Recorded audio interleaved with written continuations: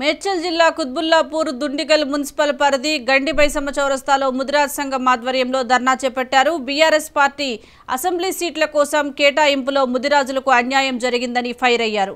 ముదిరాజుల ఐక్యత వర్ధిల్లాలి, కేసీఆర్ కబడ్దార్ అంటూ నినాదాలు చేశారు. గండిమైసమ్మ చౌరస్తాలో మానవహారం చేసి బైఠాయించారు. పోలీసులు జోక్యం చేసుకుని వారికి నచ్చజెప్పడంతో ధర్నా ముగించారు.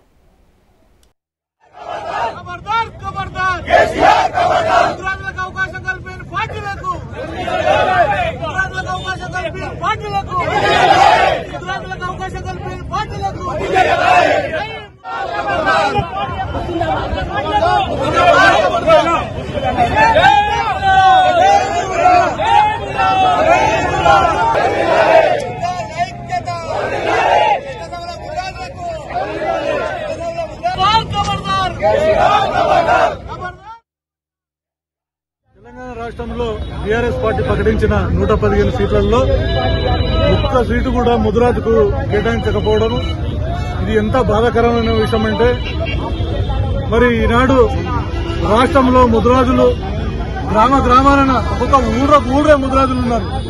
ఒక్కొక్క ఊరే వేరే కులస్తులే లేరు. ఆ రకంగా 60 లక్షలు ఉన్న ముదిరాజులను విస్మరించి మీకు మరి ఈనాడు టికెట్ ఇవ్వకపోవడము బీఆర్ఎస్ పార్టీ దురదృష్టం చేసుకున్న విధంగానే ఉంటుంది.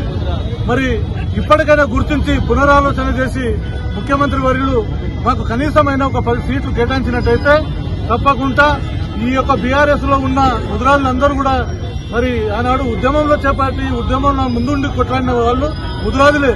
మరి పోలీస్ కిష్టయ్య కూడా మరి ముదిరాజు బిడ్డనే.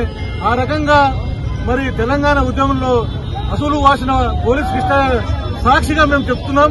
ఈనాడు మరి ముదిరాజులకు 10 సీట్లు కూడా మళ్ళా ఆలోచన చేయకపోతే బీఆర్ఎస్ పార్టీకి ముఖ్యమంత్రిగా రాజీనామా చేసి మరి బుద్ధి చెప్పే విధంగా ముదిరాజులు ముందుకు పోతారని సందర్భంగా మేము తెలియజేస్తున్నాం. జనాభా ప్రాతిపదికన మాకు సీట్లు కావాలని మేము అడుగుతా ఉన్నాం.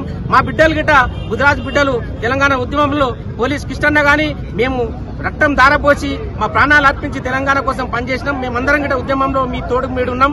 అలాంటి బిడ్డల్ని మీరు విస్మరించి నాడు ఒక్క టికెట్ గిట్ట కేటాయించకపోవడం, మా దాంట్లో ఖర్చు పెట్టిన పిల్లలు లేరా, మా దాంట్లో ముదిరాజు బిడ్డలు లేరా, పోటీ చేయడానికి అర్హులు లేరా, మాకే అర్హత లేదు, ఉద్యమంలో మేము పనికొస్తాం, సీట్లు ఎమ్మెల్యేగా సీట్లు పోటీ చేయడానికి మేము పనికిరామా?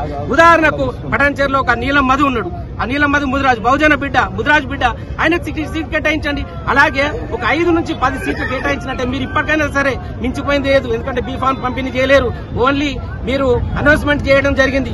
ఎందుకో ఎన్నో కోర్టు కేసులలో ఉన్న ఎమ్మెల్యేలు ఉన్నారు. వాళ్ళందరినీ పునరాలోచించి మాకు 5 నుంచి 10 ముదిరాజులకు 5 నుంచి 10 ఎమ్మెల్యే సీట్లు కేటాయించి మా కులాన్ని మీరు గౌరవించినట్టయితే మా యొక్క 60 లక్షల జనాభా ఉన్నటువంటి ముదిరాజులను ఓట్లేస్తేనే ఎమ్మెల్యేలు గెలుస్తారు.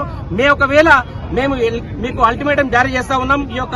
ఈ ధర్నా నుంచి, ఈ యొక్క సభ నుంచి మీకు ఇప్పటికైనా పునరాలోచించుకోవాలి. మాకు ముదిరాజులకు సీటు కేటాయించి మాకు కేటాయించినట్టయితే మా మద్దతు మీకు ఉంటుంది. లేకపోతే భవిష్యత్తులో మేము అసలు ముదిరాజులకు మొత్తం అన్ని నియోజకవర్గాలు పర్యటించి ముదిరాజుల గిట ఓటేది బీఆర్ఎస్ పార్టీ కనుక తీర్మానాలు చేస్తాం.